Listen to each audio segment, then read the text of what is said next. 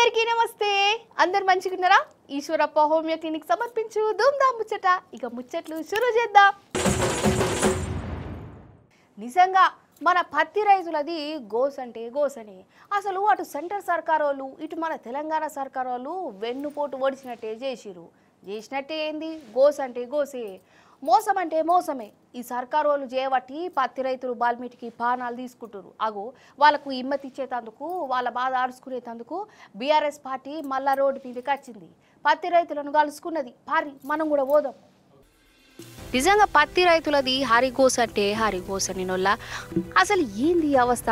మన తెలంగాణ రైతులకు ఎందుకు ఇతన్నాట? రైతుల కాడ ఈ దిక్కుమాల కండిషన్లు పెట్టుడేంది? ఈ సర్కారు వాళ్ళు ఘోరం అంటే ఘోరమా కాదా? కొందరైతే బాల్మీటికి పానాలు కూడా తీసుకున్నారు. అందుకే అగు మన రామన్న ఆదిలాబాద్ నిర్మల్ జిల్లాల పత్తి రైతులను కలుసుకున్నారు. మార్కెట్ యార్డ్లకు పోయి రైతుల తక్లీఫ్లను అరుచుకున్నాడు. ఇక రామన్న కనబడుతూనే రైతుల కండ్ల పొంటి నీళ్లు పెట్టుకొని వాళ్ళ బాధలు చెప్పుకున్నారు.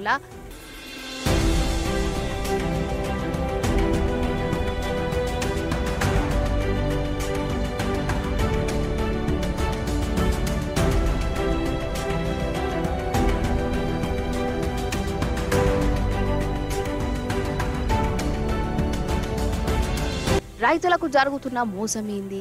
ఈ సెంటర్ సర్కారోళ్ళు, ఈ షేయి పార్టీ సర్కారోళ్ళు రైతులను ఎట్లా మోసం చేస్తున్నాయో వివరంగా చెప్పిండు. ఇక 21వ తారీఖు నాడు పత్తి రైతులతోని రోడ్ల మీదకి వచ్చి ఉద్యమం చేస్తాడట బీఆర్ఎస్ పార్టీ. ఈ సంవత్సరం ఇప్పటికే 5 లక్షల క్వింటాలు కొనేది ఉండే, కానీ మొత్తం కలిపితే ఇప్పటిదాకా కొన్నది 1,00,000 క్వింటాలు కూడా దాటలేదు. ఏమైతుంది మరి? ఎందుకైతుందంటే ఒకటే కారణం, అదో పనికిమాలిన యాప్ పెట్టినరు, రైతులకు వాడస్తలేదు, దానిలో చేయస్తలేదు. మన ప్రభుత్వం ఉన్నప్పుడు మంచిగా 8,000 కాడికి కొన్నాం.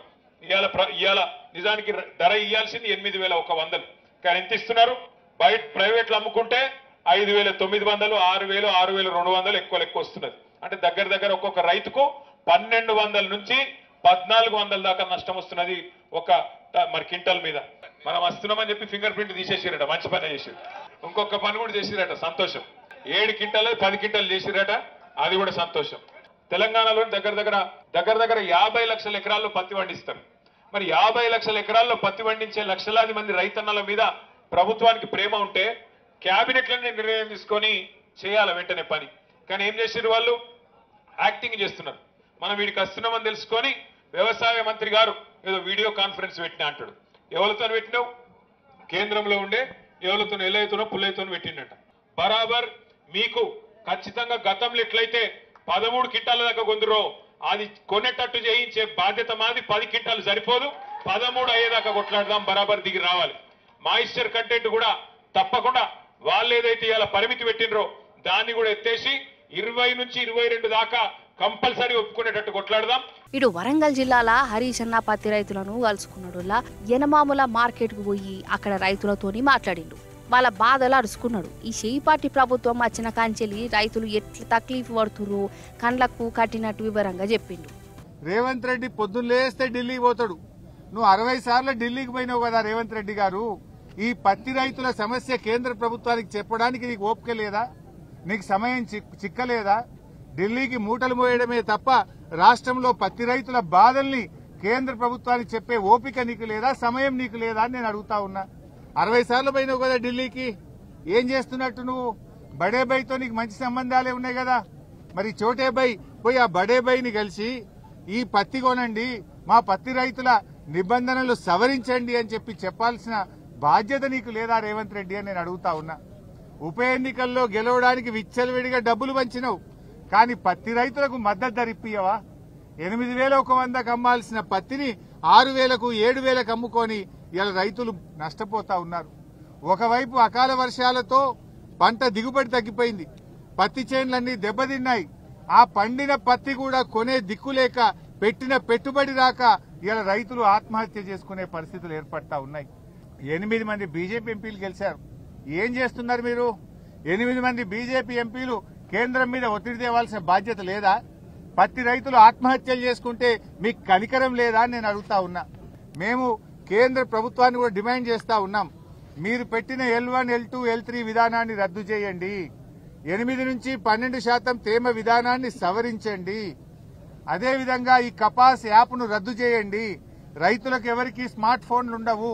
లంచం లంచం లంచం, ఈ లంచాలు పాడుగాను.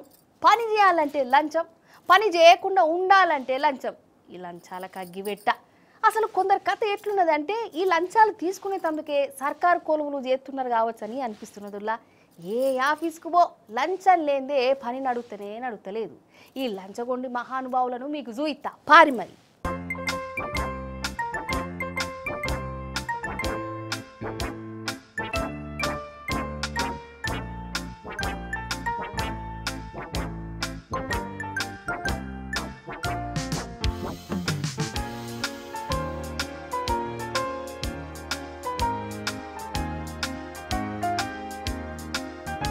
అగో ఈడ దొరకబట్టిరు చూడు.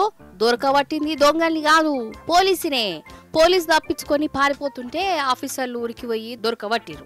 మెదక్ జిల్లా టెక్మల్ పోలీస్ టౌన్లనొల్ల ఏసీబీ ఆఫీసర్లు వచ్చిరు. అప్పుడే అక్కడికి ఎస్ఐ రాజేష్ సారు 50,000 లంచం తీసుకుంటుండోలా. ఇక ఈ ఏసీబీ ఆఫీసర్లను చూచుడుతోనే రాజేష్ సారు ఒక ఊరు కూడా అసలు అయినా గానీ దొరకబట్టిరు.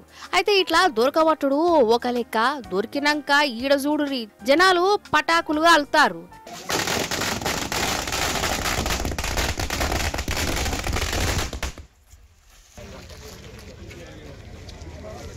ఎస్ఐ సార్ దొరికిన ఆనందంలా ఊరోళ్ళు గిట్లా సంబురాలు చేసుకుంటుర్రంటే ఈ సారు వీళ్ళను ఎంతగానం సతాయించిండో ఎంత కోస ఉచ్చుకున్నాడో కదా.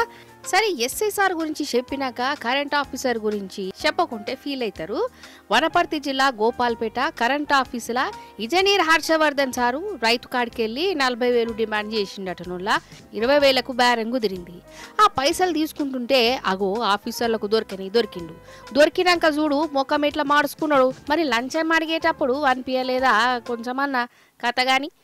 ఏఈ ఓపీ గోపాల్పేట్ శ్రీ ఎన్ హర్షవర్ధన్ రెడ్డి గారు ఫిర్యాదుదారిని రిలేటివ్ కు సంబంధించి ట్రాన్స్ఫారం శాంక్షన్ చేయడానికి 50,000 రూపాయలు డిమాండ్ చేయడం జరిగింది. కంప్లైంట్ రిక్వెస్ట్ పైన 10,000 తగ్గించి 40,000 ఇవ్వాలని చెప్పడం జరిగింది. ఫస్ట్ 20,000 శాంక్షన్ అయిన తర్వాత 20,000 ఇవ్వమని చెప్పడం జరిగింది. కాబట్టి ఈరోజు ఫిర్యాదుదారు నుంచి 20,000 రూపాయలు తీసుకుంటూ రెడ్ హ్యాండెడ్ గా పట్టుకోవడం జరిగింది. నిజం చెప్తున్నా, ఈడ ఆడ అని కాదుల్లా ఏ గవర్నమెంట్ ఆఫీసుకు పో లంచం లేని కాగితం ముంగడికి కదులుతలేదంటుర్రోల్లా. అరే ప్రతి పనికి పైసలు కావాలంటే ఏందన్నట్టు సర్కార్ జీతాలు ఇయ్యబట్టి అయినా గాని మంది దగ్గర పైసలు గుంజుడేంది. ఇసంటే లంచగొండులు చేయబట్టి మంచోళ్ళకు కూడా చెడ్డ పేరు రాబట్టే కథకున్న వాడైతే.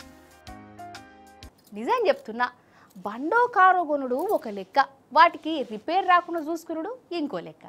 అగర్సే రిపేర్ వచ్చిందనుకో ఇక దానంత దిమాగ్ ఖరాబ్ ఇంకోటి ఉండదు. సరే పాత అంటే తాపకోసారి రిపేర్ కథనే ఉంటుంది అనుకోరి. అయితే ఒక అన్నున్నాడులా కొత్త కారు కొన్నాడు. మరి కొత్త కారు కొంటే వారంటీలు గీరంటీలు ఫ్రీ సర్వీసింగులు ఉంటాయి కదా. అయితే ఆ కారు నడుపుతుంటే డక్కుమంటుందట. షోరూమ్ వాళ్ళకి చెప్తే వాళ్ళు దేకుడే లేదట.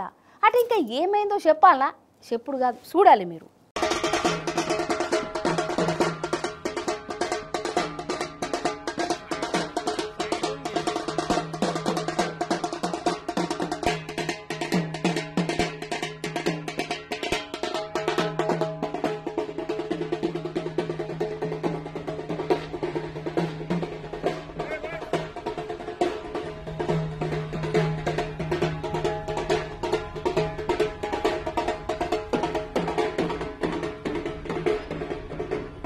ఆహా బ్యాండ్ బాజా సప్పుడు చేస్తాండు కదా, పెళ్లి భారత ఏంది అనుకునేరు. మంచిగా చూడురి గాడిదలు గుంజుకొత్తానే కారును చూసిరా.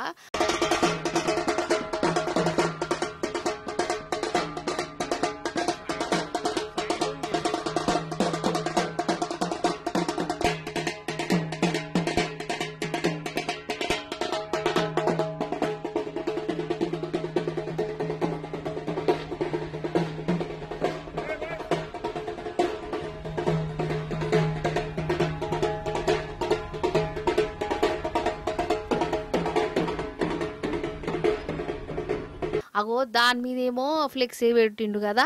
సరే ముచ్చటేందంటే బొంబాయిలా ఇగో గీ అన్న దార్ కారు కొన్నాడు. దగ్గర 20 లక్షలు పెట్టి కొన్నాడు అనుకోరాదు.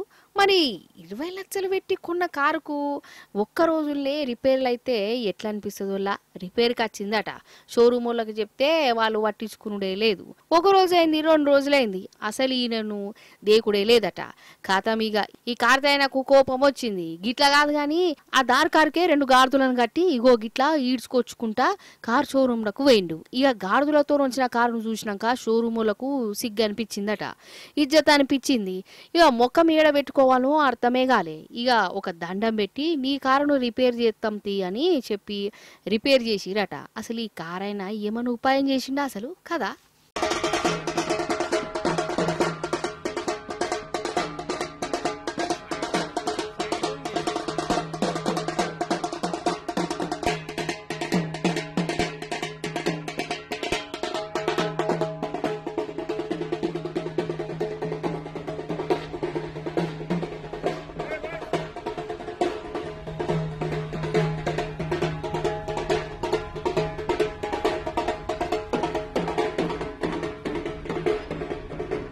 అవుగాని రాజకీయ ముచ్చట్లు, దొంగల ముచ్చట్లు, మంది పంచాయతీలు ఇవన్నీ చూసిరు కదా. ఇప్పుడు అట్లట్లా పూల తోటల దిక్కు పోదాం. ఏమంటారు అలా భారీ ఆ పూలను చూస్తే మీకు మనసు దిల్ ఖుషి అవుతుంది, పానం నిమ్మలం అనిపిస్తుంది. అవు చూడురి మీరు.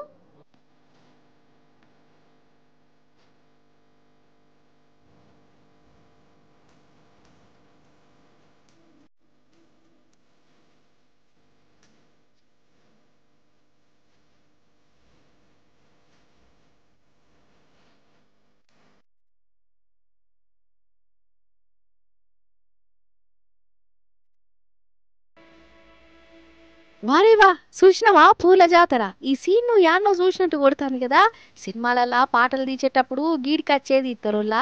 అయితే తులిప్ తోట శ్రీనగర్లా ఈ తులిప్ తోట ఉన్నది. దాని సరసుగానే ఉంటది కదా. ఎప్పుడు పడితే అప్పుడు గిట్లా పూలు పూయాయి, వసంత ఋతువులనే పూస్తాయి. అందుకే ఇక్కడ రైతులు ఇగో గిట్లా తోటను రెడీ చేస్తాను. హేలాండ్ దేశం నుంచి 20 లక్షల బాల్పులను పట్టుకొచ్చి నాటుతురుల్లా.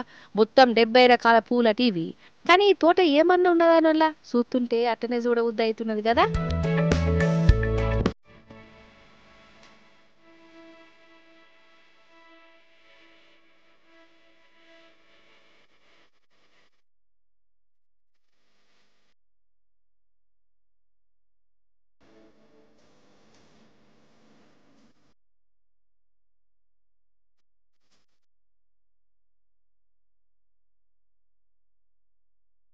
చూసారు కదా, గిది వాటి ముచ్చట్లు. మళ్ళీ వచ్చి పరి మంచి మంచి ముచ్చట్లు పట్టుకత్తా ఉంటా మరి.